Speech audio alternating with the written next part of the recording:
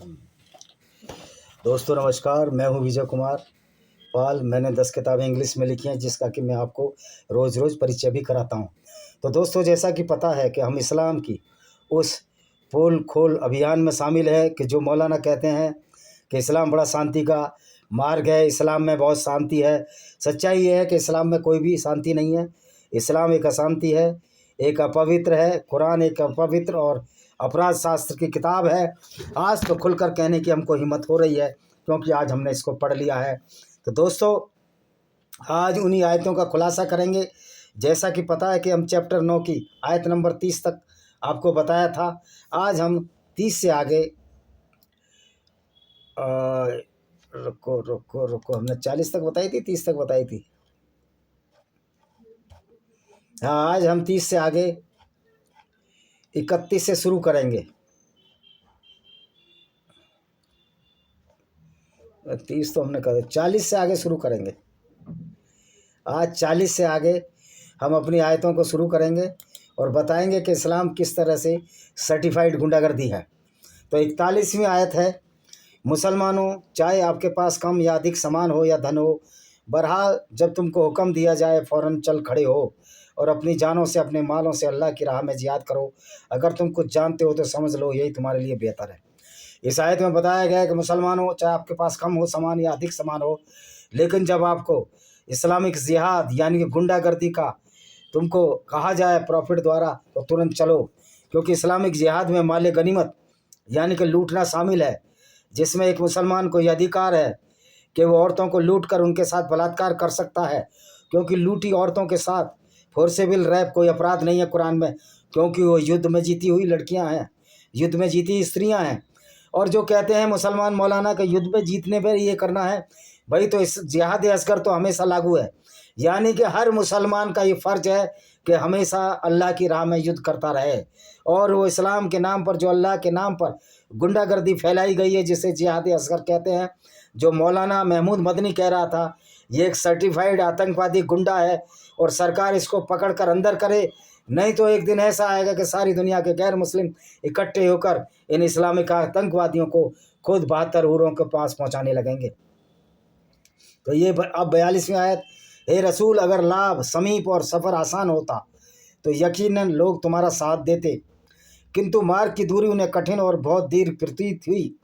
अगर पीछे रह जाने की वजह से पूछोगे तो ये लोग फ़ौरन अल्लाह की कसमें खाएंगे, और अगर हम में सामर्थ्य होती हम जरूर तुम लोगों के साथ चल खड़े होते। ये लोग झूठी कसमें खाकर अपनी जान हलाक किए डालते हैं, अल्लाह तो जानता है ये लोग बेशक झूठे हैं। देखिए, ये कह रहे हैं कि मोहम्मद क्या हर जगह हर तीसरे दिन लूटने चल देता था काफिले। औरतें लूटते थे, मुसलमान, यहूदी औरतों को, ईसाई औरतों को, कि मोहम्मद के ज़माने में सिर्फ यहूदी और ईसाई औरतें थीं, हिंदू तो बहुत दूर रहते थे भारत में। तब तक इस्लामी गुंडागर्दी, मोहम्मद को हिंदुओं का पता तो होगा, लेकिन वो आने का साहस यहाँ नहीं कर पाया, क्योंकि इस्लामी गुंडागर्दी का विरोध जितना हिंदुस्तान ने किया है उतना किसी ने नहीं किया। और आज तक इस्लाम इस गुंडागर्दी को फैलाने के लिए मौलाना महमूद मदनी, अरशद मदनी और सच्चे मुसलमानों की शक्ल में मौजूद हैं। ये चलते फिरते राक्षस हैं। तो मोहम्मद कहता था लूटने चलो, वो कहते थे भाई हम तो नहीं जाएंगे, बहुत दूर है। और मोहम्मद का काम क्या था? वो कुछ करता धरता तो था नहीं, सिर्फ काफिले लूटता था। औरतों को लूट के उनके साथ ये बलात्कार करते थे, औरतों को बाज़ारों में बेच देते थे। जिस तरह मोहम्मद ने बनु कुरैज़ा यहूदी औरतों को नजद के बाज़ारों में बेच दिया, ये इनका मेन काम था। तो मोहम्मद भड़का कर अल्लाह के नाम पर इनको ले जाता था, लेकिन कुछ समझदार लोग नहीं जाते थे। तो उनको बोला है कि आप जो है कत्ल किए जाओगे अगर आप हमारे साथ नहीं चलोगे। तो इस्लाम तो एक फुल गुंडागर्दी है, एक डकैती है। कोई डकैत, काफिले लूटने वाला कोई अच्छा आदमी हो सकता है? आज भी आप किसी चोर, डकैत या बलात्कारी को अच्छा मानते हो? मोहम्मद जैसा व्यक्ति अगर आज ऐसे कार्य करता तो जेल में उसकी पिटाई हो जाती। बलात्कारियों की कितनी जेल में पिटाई होती है, तिहाड़ जेल में। तो मोहम्मद के तो सारे काम ऐसे थे। अब इनको मिर्ची लगती है तो मिर्ची लगने दो। 80% नॉन मुस्लिम इस दुनिया में है, इनकी मिर्ची और 72 हूर सबका इंतजाम हम लोग कर देंगे। हे रसूल, अल्लाह आपको क्षमा करे, तुम्हें उन्हें पीछे रह जाने की इजाज़त क्यों दी? ताकि अगर तुम ऐसा ना करते, तुम सच बोलने वाले उजागर कर ऐसे वो रह गए जो पीछे रह गए। उन्होंने नहीं बोला अच्छा किया तुमने, फिर इसमें इसकी खुजली क्यों हो रही है? क्योंकि इस्लाम चाहता है कि जितना जितना लोगों इस्लाम में जाएंगे, लोग इस्लाम में मुसलमान बनेंगे, उतने ही अल्लाह के गुंडों की फ़ौज बढ़ती जाएगी। अब अल्लाह के गुंडों की फ़ौज इसलिए है कि इस फ़ौज का उद्देश्य गैर मुस्लिमों को लूटना, कत्ल करना, उनकी औरतों से बलात्कार करना है। तो ये अल्लाह के गुंडे ही तो हैं, चलते फिरते गुंडे। ये रसूल जो दिल से अल्लाह और अंतिम दिन पर विश्वास रखते हैं और अपने माल से और अपनी जानों से जिहाद न करने की इजाज़त मांगने नहीं, बल्कि खुद जाएंगे अल्लाह डर रखने वालों से खूब आफिर। अब ये मौलाना यही आयत पढ़ा पढ़ा कर भड़काते हैं कि अपनी मर्जी से लड़ने जाओ, चाहे तुम्हारे घोड़े टूट जाएं, चाहे तुम्हारे पिछवाड़े लाल हो जाएं। और भारत में इस्लामी गुंडागर्दी की वजह से आज कितने मुसलमानों के पिछवाड़े लाल हुए हैं, ये मुसलमान खुद अपने आप में देखें। लाखों के पिछवाड़े लाल होते हैं, लेकिन आदत है कि छूटती नहीं।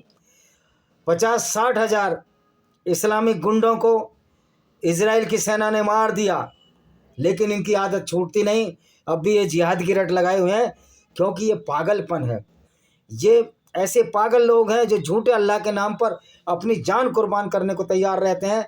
तो भैया अब आप अपनी जान कुर्बान करो, आप दूसरों की जान नहीं ले पाओगे, कि लोगों में जागरूकता आ गई है। इस्लामी गुंडागर्दी के खिलाफ आज पूरी दुनिया खड़ी हो गई है। 45वीं आयत क्या कहती है अल-तौबा की? पीछे रह जाने की इजाज़त तो बस वही लोग मांगेंगे जो अल्लाह अंतिम दिन पर विश्वास नहीं रखते। भाई पीछे वो रहेगा जो इस्लाम पर विश्वास नहीं रखता, क्योंकि इस्लाम पर अगर विश्वास रखेगा, एक गैर मुस्लिम अगर मुसलमान हो जाएगा तो उसकी नीयत में भी खोट आ जाएगा। वो भी गैर मुस्लिम औरतों को बलात्कार करने लगेगा, वो भी उनके काफिले लूटने लगेगा।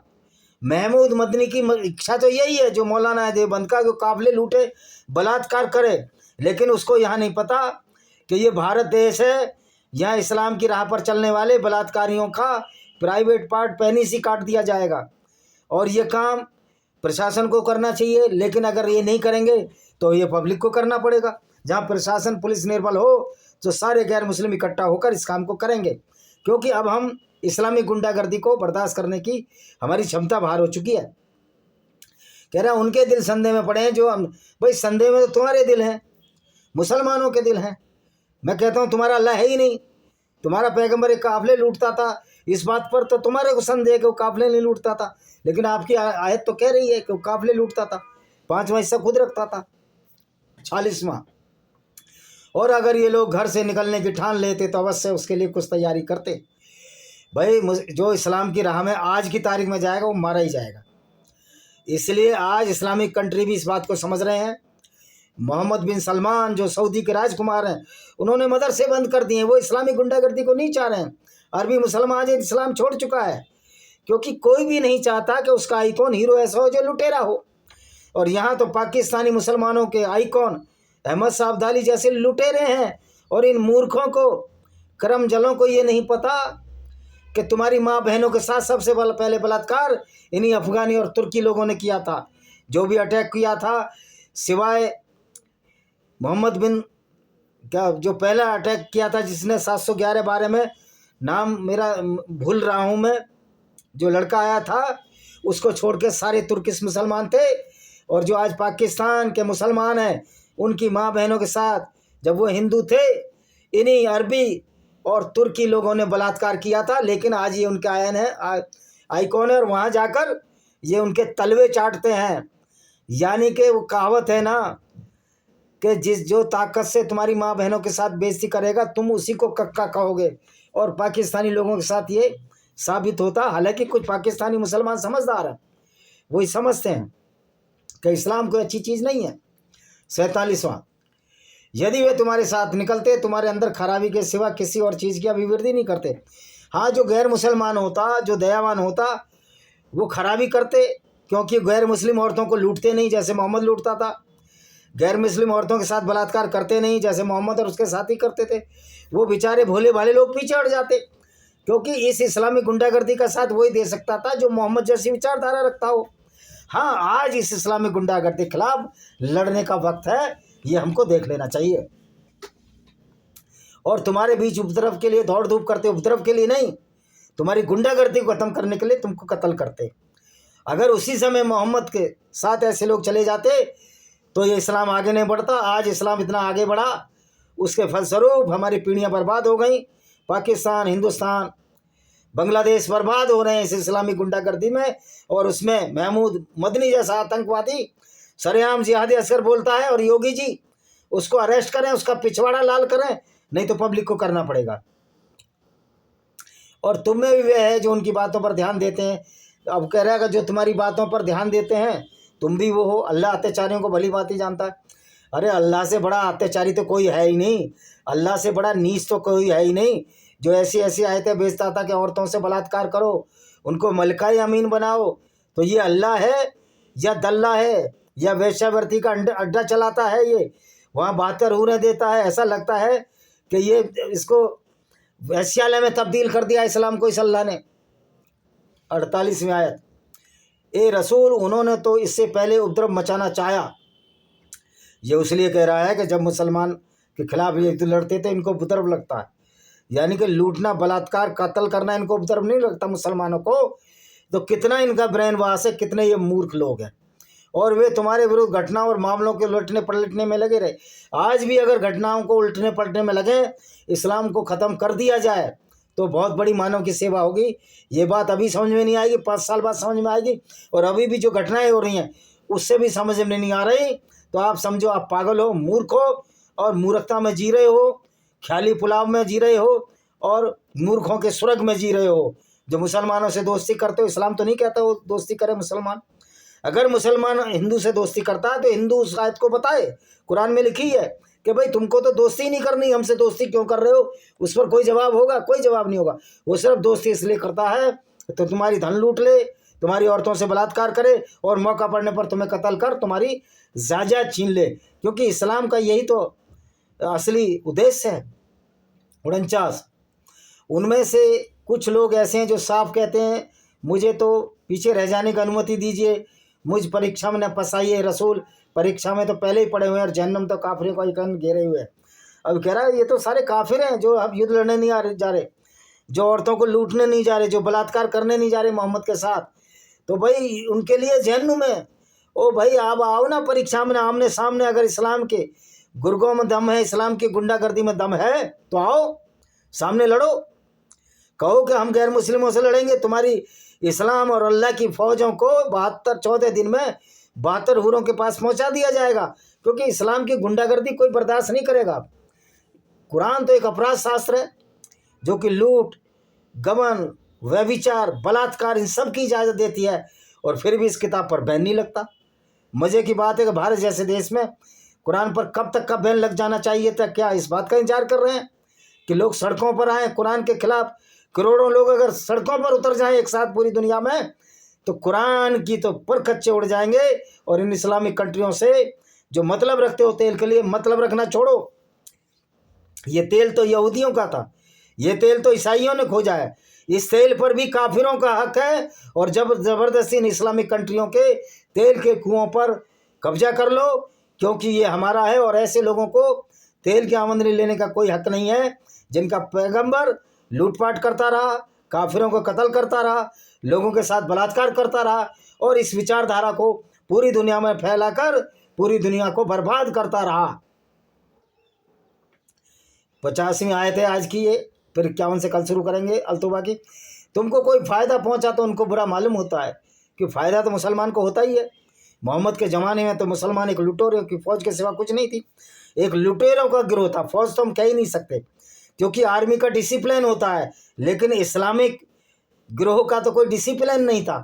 ये तो गैर मुस्लिम औरतों को लूट कर उनके साथ बलात्कार करते थे, जबकि यूनाइटेड नेशन चार्टर कहता है किसी औरत के साथ बलात्कार करना एक दंडनीय अपराध है, लेकिन इस्लाम इस दंडनीय अपराध को अच्छा मानता है। ये है इस्लामिक गुंडागर्दी जिसको हम खोल खोल कर बताते हैं।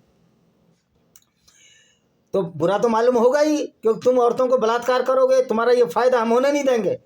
अगर गैर मुस्लिमों में थोड़ी भी हिमाकत है, थोड़ी भी गैरत है, तो इस इस्लामिक गुंडागर्दी के खिलाफ आज सड़कों पर उतरने की ज़रूरत है। पहले आप इसको कॉन्स्टिट्यूशनल वे में करिए और सरकारों पर दबाव डालिए कि कुरान को बैन किया जाए, और हर ऐसे मुसलमान को जो कुरान की आयतों पर निर्भर करता है उसको हमारे देश में रहने का कोई मतलब नहीं है। इमरान प्रतापगढ़ी कहता था हमें पाकिस्तान भेज सकते हो, लेकिन इतना सच है कि जब तुम इमरान प्रतापगढ़ी तुम्हारे कंचों में अगर पानी है तुम इस्लाम की राह पर चल कर दिखाओ, तुम दूसरों की औरतों से बलात्कार करो, तुम सही मोहम्मद की सुन्नत पर चलो, तुम्हारा पिछवाड़ा भारतीय पुलिस, भारतीय आर्मी लाल कर जेल में डाल देगी। मैं तो इन पुलिस वालों को भी कहता हूँ, क्या मुसलमानों पर यूं ही रहम करते हो? वो जो अपराध करता है तो कुरान पढ़कर अपराध करता है। अगर तुम्हारे में थोड़ी गैरत है, गैर मुस्लिम लोग सिपाहियों, आर्मी के लोगों, तो इनके पिछवाड़े लाल कर दो, क्योंकि इनका इस्लाम हमारी बहन बेटियों के साथ बलात्कार की इजाज़त देता है, उनको लूटने की इजाज़त देता है। आशा है कि वीडियो पसंद आएगा। वीडियो को शेयर करें, चैनल को सब्सक्राइब करें, बेल आइकन दबाएं, जिससे कि आने वाले नोटिफिकेशन मिल सकें। थैंक यू, धन्यवाद। आपका दिन